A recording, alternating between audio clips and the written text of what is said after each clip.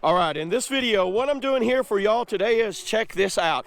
I actually, with the help of my man Justin up there, we have the LiteTackle I versus the LiteTackle II. This is a question that I've seen kind of going around, that a lot of people want to know the difference between what are kind of like the upgrades or the advantages of getting a LiteTackle II over a LiteTackle I. Well, what I'm going to do for y'all is I'm going to do kind of like a quick walkthrough of all of the features that you'll get on the LiteTackle II.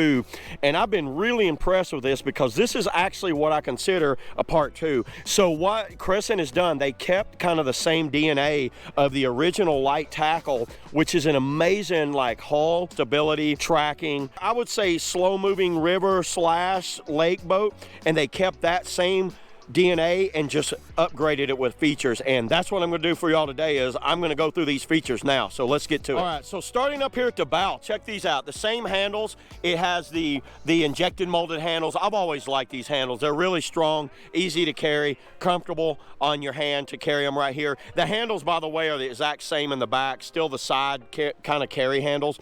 But one thing you're going to see is this hatch. So they're both roto-molded hatches, but the difference between the LiteTackle I hatch is, you know, obviously this hatch is like removable. You got these little off hooks here, and you can see how this hatch comes off. Where you look at the LiteTackle II's hatch, what Crescent has done, they've actually mounted it down with these like webbing straps here into inserts, and they have like these little bungee pullovers right here. They did lose the bungee on the top, but honestly, I didn't use the bungee that on the top that much anyway. You could always add it if you wanted to, but check this out. You just pull those little things over. There you go.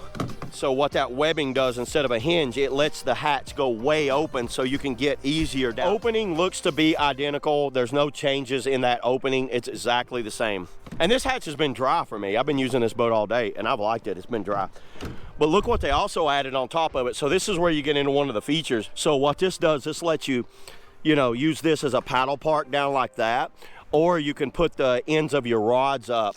I know when we were driving here, Justin put all of his fly rods, and you know, those things are like 45 feet long, and he put them all up under here and just put that around, and it was awesome. That was so easy in the back of the truck. You don't really have that feature with a LiteTackle I, so that's one of the features right there that's pretty cool. One of the issues with this rod storage right here, where the end of your rods kind of came up, it never was like, because of where the hatch was, it was a little too low. So Crescent seen that, and they actually lifted it up. So look at the difference in the rod storage when I put a rod on there. You see it's more functional as far as holding your rods there. When you look at the LiteTackle I, it's basically really not doing that much. And that it's because of how high this hatch sits up there, so that didn't work. So that was one of the things that was improved on, and that was really good that they did that. And then moving on to this console here, this always had a room you could go from the inside and mount you a mount or something right there. So Crescent had kind of looked and seen what everybody was doing,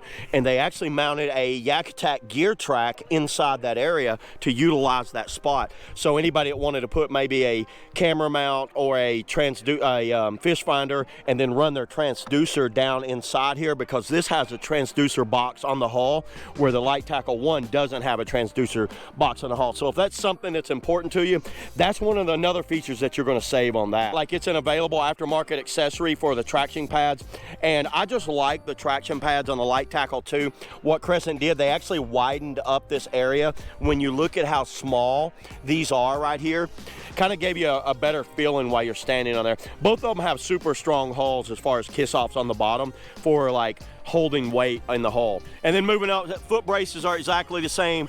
The gear tracks are exactly the same. And then you get back here to this area, 2 water bottle holders on each side with a bungee right there. And you still have your stash pockets. You can see I have a radio down inside mine there, a little walkie-talkie. They have the rod stager butt, so the butt of your rod will go down there. That keeps the rods from sliding around under your feet, and then it works perfect with these little cutouts right here. LiteTackle I didn't have that either. The side handles are the same, but they integrated paddle parks. So you got 2 paddle parks. Okay, here's one of my favorite upgrades on the LiteTackle II. This is similar to the Shuttle. This is a high-low seating, but not like a lot of high-low seatings that you see where you adjust your seat up and down. This is actually, the seat is fixed, and what they did, they actually recessed down inside the hull, so you get about 4 to 5 inches of adjustment down, and it is held on. They got rid of the wraparound style seat holders here, and they went with this cam lock system that's mounted on a security bar here in the center, and it works extremely well. To do it, you can actually do all this on the water. You loosen that cam up, you don't have to take it all the way off, and check out how quickly I can just drop that down, and then I just pull that up, and there you go. This seat's not going anywhere. Way better. So if you want to go back to the high position, you just loosen that up, and you see how it goes down. And they did put little silencing pads in the high position, but there's no silencing pads in the low position. So if you do go in the low position, you might want to be a little quiet. And you can see what Justin has here. He actually, and if you have one of these LiteTackles and you want to upgrade, they used to have a ladder lock pull, and those things would get loose on me all the time. They worked, but they could have been better. And what they did, they actually used this little cam system, and it holds this down way better. And you also see he has the high seat in here too. But it is an aftermarket accessory. If you currently have a LiteTackle and you want to get higher up, you can order these cam straps and this seat, and I think you can improve your LiteTackle the way it is. This side stash tray right here is a molded in feature. They kind of had something similar to that. They had these little side bungees that seem to hold some plain old boxes if I wanted it there. I use these a lot. I actually like these little bungees, and they seem to work just fine, but I like how I can just toss like some soft plastic, some hooks, some pliers, whatever. I can just toss it to the side right here, and they drain really well too. And this is actually kind of like another little cup holder back here that they added in. That's a little Easter egg hidden cup holder. So technically this has 4 cup holders on it. And one of the things, when this is in the high position, oh wow, look at the size under here. I was shocked on how much storage was under here. I put my plain old boxes, I put a full-on Bass Mafia bag. I could slide it all up under here, and I still had room to spare. And you could see, you can kind of use it here, but that bar limits it, and it's like almost the same, but not as much as what you get on the LiteTackle II. These security bars right here that holds this in, and this has a dual system on it, bungee setup along with a cam setup. So if you want to put a cooler or bag back here, you can really cinch down the cam lock, which I'd seen for the first time on the Shuttle, those cam pulls, and you really want to cinch it down where you don't trust the bungee. And the bungee is removable, just like on this. He's already removed it, and obviously when the cam locked, you could see how easily I could just get rid of this bungee and then go with cam strap only back here.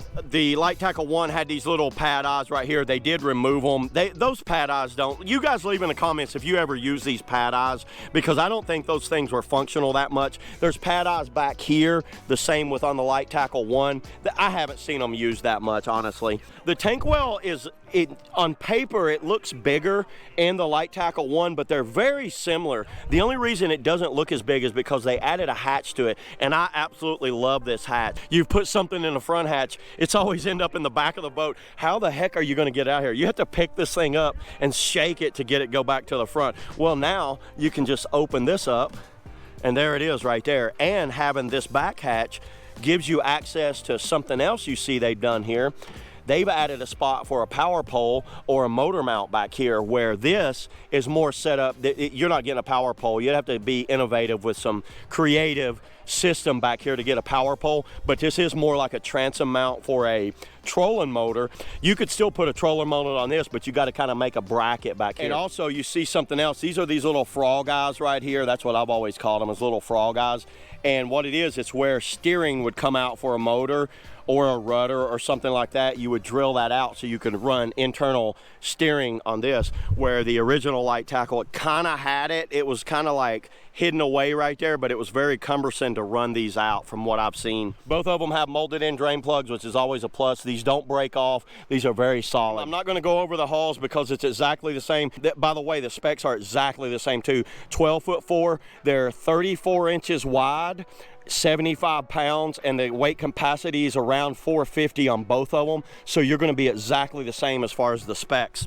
if you ask me, if I had a LiteTackle 1, would I get a LiteTackle 2? Yes and no. It's kind of hard to say. If those features make it justify to upgrade to the LiteTackle 2, then yes. The high-low seating I really like. Having the ability to, like the rod storage on there, a lot of that stuff I could upgrade myself, but if I was in the market for a LiteTackle, 100% go LiteTackle 2 over LiteTackle 1. If you don't currently have one, say you're coming out of an ultralight or some other boat and you just want to get a LiteTackle, go with the LiteTackle 2. You will not go wrong because they paddle exactly the same, but you're getting additional features and the cost isn't that much more. Well, actually, I think the LiteTackle is discontinued. So if you do get one, you're probably getting it used somewhere. That's all I got today, everybody, for the comparison between the LiteTackle 1 and the LiteTackle 2. You guys leave in the comments below if you got any questions or if you've paddled either one of these, whether it's a 1 or 2, and what your opinion is, because I always like to hear what you guys have to say. Let's get out of here. You know, Justin's up there taking photos.